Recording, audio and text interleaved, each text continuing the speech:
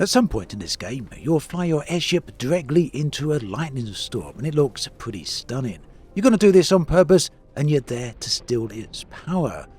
We'll get to the specifics on all of this further into the video, but first I want to show you more about the world the game is set in, because it's really quite stunning. The game then is called Forever Skies. It's a sci-fi survival game set on Earth that's been ecologically ruined. The whole surface swallowed by a colossal layer of toxic dust. Also, my thanks to the developers for sponsoring this video. Do check out the links in the video description where you can find out everything you need to know. Now, one of the things that makes Forever Skies so different to many of the other survival games you may have played is that much of it is set in the skies, and that means you spend your time amongst the clouds and this toxic, thick dust. Here, you fly between all these platforms. They kind of look like floating islands, but really, they're not. What they actually are the tips of enormous structures, towers rising out of the drowned world, and everything below is buried in this poison cloud. And all this actually speaks to the later parts of the game, where you actually get to go down into the underdust, where things are very dangerous, very toxic. That's where things start to get very interesting indeed. And yeah, the game is quite intimidating because of this, but it's also very awe-inspiring. The visuals are very, very nice indeed.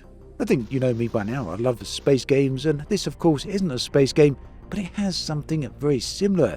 You're feeling this vast, quiet, beautiful emptiness in a world that's actually a dead planet. It's hidden beneath you in those clouds, but the world around you, it kind of changes between the day and night cycle, and this really sets the mood.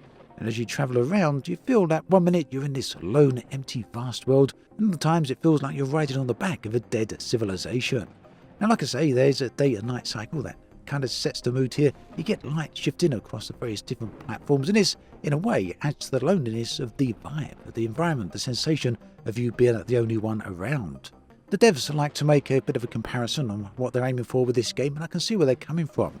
They suggest think the game Raft, but set in the sky instead of the sea, and also the movie The Martian. It wants scientists who's methodically solving problems trying to stay alive in somewhere that's actually very hostile, ultimately a place that's trying to kill you constantly. Now, the one place that keeps you safe, your refuge amongst all of this hostility, is your airship. And at the start of the game, it's absolutely tiny, and it very much feels small and vulnerable when you begin, but over time you get to expand this, and you can do so pretty easily enough early on.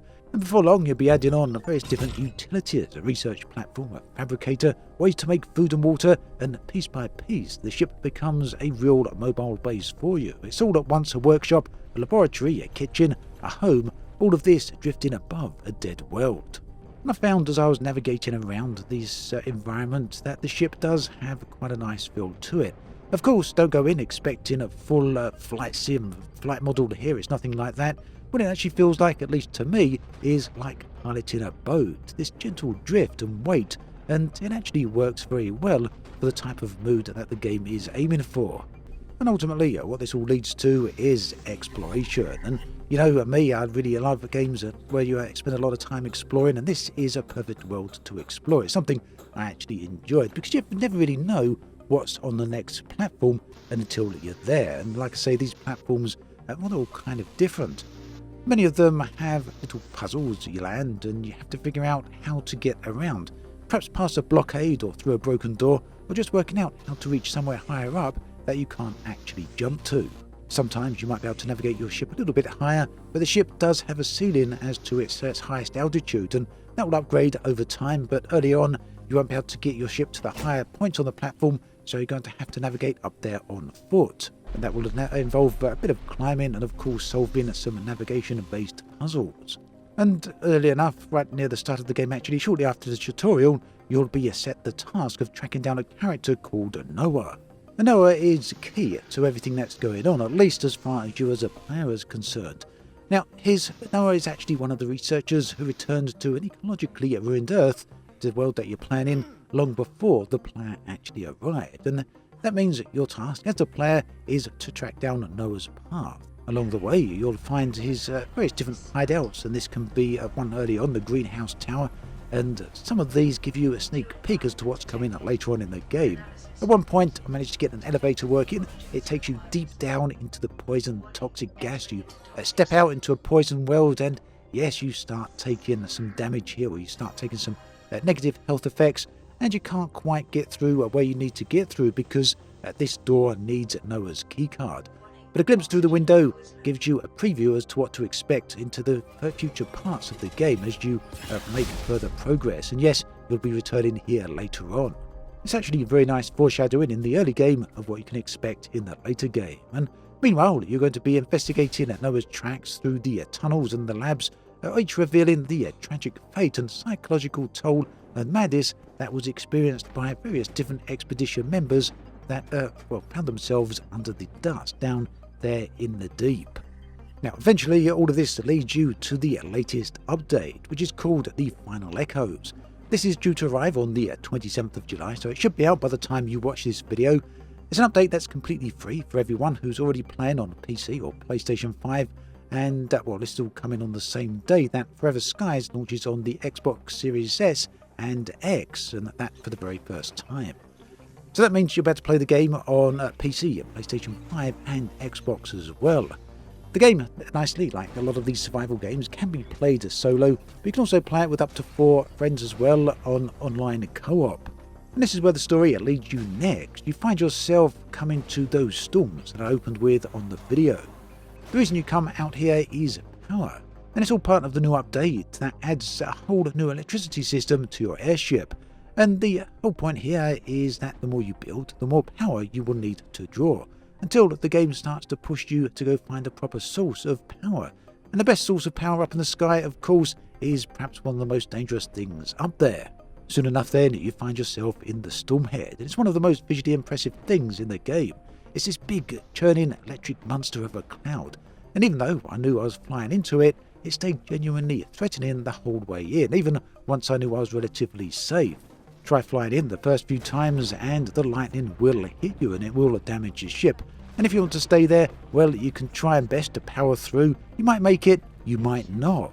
But around the edges of the storm on one of these platforms, if you go looking for it, you can find a broken lightning rod. Scan this, you build a new one, and once you've got the resources, and by the way, resources are absolutely abundant. You can pretty much collect them from any platform, or just open the doors from your airship, and you'll see all these resources flying around in the sky. Use your extractor to basically beam them back to you, and you can get a lot of the resources you need to build most of the things. Once you've got the new lightning rod, then you can attach this to your ship, as along with many of the other things. You'll notice over time I've expanded my ship with new rooms, which is also pretty nice. Some people you'll see online have got some very impressive ships actually, because you can go quite crazy with these designs. At any rate, the lightning rod will stop you from getting destroyed by the lightning, allowing you to fly directly into the storm. A brief note on this, I have heard that some people have found this area to be pretty demanding on their PC. For me, I'm on an RTX 4090 and it ran without any problems, but I think it's worth pointing out that your mileage may vary depending on what sort of setup you're playing on. At any rate, deep in the storm, I found what I actually come in for, and that was a damaged power generator. Again, here, you can scan it. That means you learn it as a blueprint. You take that blueprint back to your airship where you can research it, and eventually you can build a full working generator. Install this on your ship. I installed mine on the back, and now that means you can start capturing energy from the storm itself. It's a great way of powering your ship, and I think the developers have come up with a really nice and quite unique idea, quite an original idea of how you actually generate electricity on board your ship. So that's all how the Final Echoes starts, and this is actually last of the big 3 Echoes updates.